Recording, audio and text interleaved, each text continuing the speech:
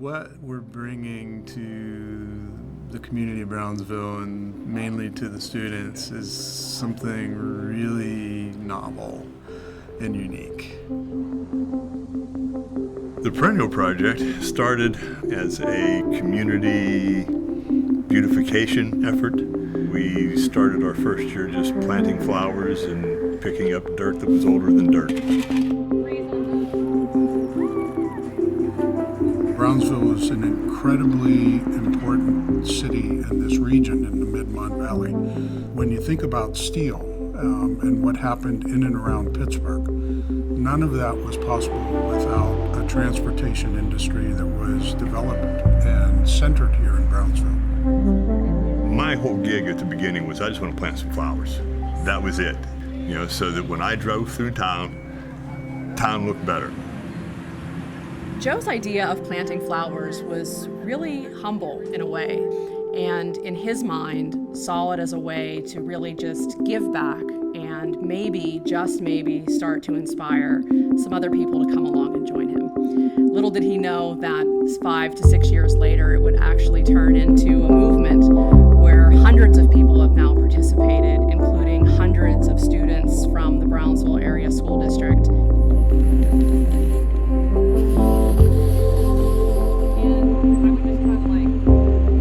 It really made me feel good to know that there are so many people in the community who still cared. The people here are just incredible, with such a strong desire to want to do something to preserve the built environment of their community. But then, recognizing that not every building can be saved, but there's a way that you can save those for posterity. I'm Mark Dietrich, Director of Services with Case Technologies. I focus on using technologies for the architecture, engineering, and construction industries. The technology that we offer, we call reality computing. And reality computing technology is the process of digitizing existing structures so that we have a digital replica of that structure. And we focus a lot of that work on historical buildings, and we call that digital preservation. And we can't save them literally, but we can save them virtually. Fortunately, we scanned some buildings that literally weeks after we scanned them had to be demolished in an emergency situation because they were literally falling into the street. And as we were talking through all of this ideas, really high level of transformation, that's really where the Portals Project was born. We saw an instant opportunity to start to collaborate with the Brownsville Area High School and start to introduce this concept that we can not only preserve the town in a digital format, but then teach our students to tell stories on top of it. My name is Mallory Dugan. I was in the original group for the Perennial Project and Portals and all of the reconstruction of the Union Station building. Our original project with Union Station building, we had an older individual, and it started with her talking about her experiences and going to Kennywood one day with her dad, catching the train at the Union Station building. It transformed from her looking up at the building as it was old to a newer model back in the day when she had just been a young child. And it pans in and she goes to get her ticket, and then she sits down and you can see all these different visuals of how it would have been represented at the time, and then you see her get on the train and the train goes away.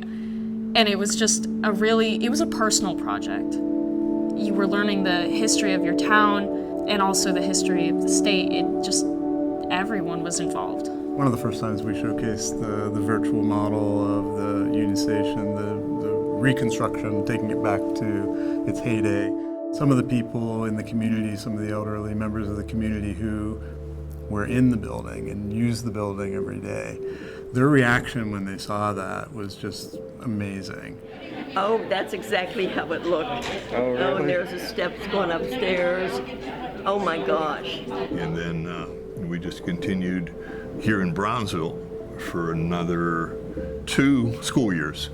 And then that's where the whole thing with Benedum happened, and Melanie took an interest in what we were doing. I'm Melanie Claxton. I'm the Senior Program Officer for Education with the Benedum Foundation. The Benedum Foundation for a really long time has really focused on how do we help individuals who were in the field working directly with young people within our education portfolio really develop new and innovative ways for engaging young people in learning, particularly both inside and outside of the classroom.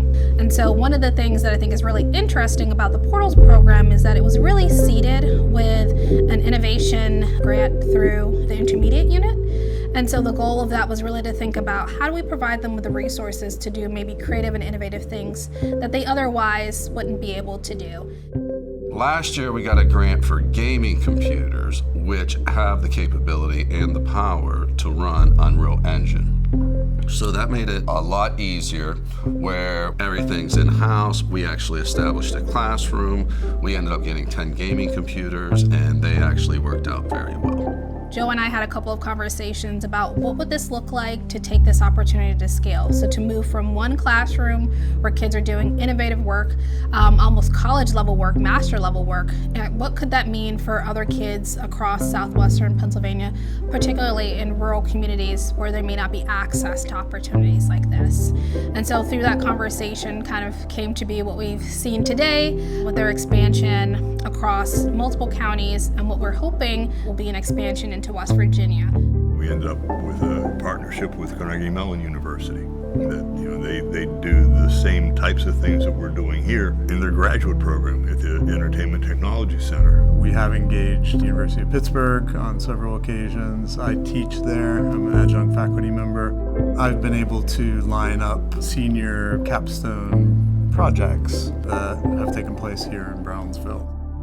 The students, they probably don't even realize right now the value of what they're learning. Literally, we're seeing a parallel virtual world emerging right in front of our eyes. And so the ability to be able to contribute to that transformation is a huge advantage that these students will have. Getting started with the project, it made this town more personal to me. Like, I'd been here longer. Like, I understand the history and why I'm here, and I get to talk with all of these community members and locals that have been here their whole lives, and it made this place feel like home.